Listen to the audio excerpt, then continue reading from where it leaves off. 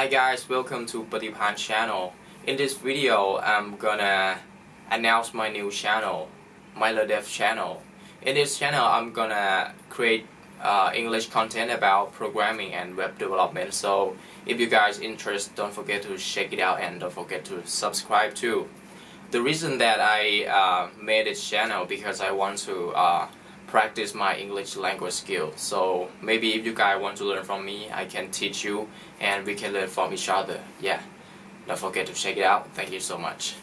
สวัสดีครับทุกคนยินดีต้อนรับทุกคนนะฮะเข้าสู่ปฏิภาณ Channel นะครับวิดีโอนี้เนี่ยก็เป็นวิดีโอที่ผมจะมาประกาศเรื่องของ Channel ใหม่ที่ผมกำลังจะเริ่มทำนะครับก็ไม่ต้องตกใจนะครับว่าผมจะเลิกทำ Channel นี้แล้วไปทำ Channel ใหม่หรอหรือว่าอะไรยังไงก็คือผมจะทำควบคู่กันไปนะครับก็ Channel ปฏิภาณเนี่ยจะเป็นคอนเทนต์ภาษาไทยแต่ว่าอีก Channel หนึ่งก็คือ MilerDev Channel เนี่ยจะเป็นภาษาอังกฤษล้วนเลยนะครับก็อยากจะเล็ง worldwide นะครับอยากจะสอนต่างชาติด้วยนะครับสอนฝรั่งนะฮะตอนนี้จะเป็นความตั้งใจของผมจริงๆคิดมานานแล้วนะครับแต่ว่าก็มีคลิปที่ผมทำเป็นภาษาอังกฤษล้วนเนี่ยลงไป Channel ปฏิภาณบ้างแต่ว่ามันก็ไม่เยอะมากก็เลยอยากจะทำแยกดีกว่านะครับไม่อยากให้มันปนกันนะฮะใครที่อยากจะเลือกดูภาษาไทยก็ Channel ปฏิภาณใครที่อยากจะฝึกภาษาอยากฟังผม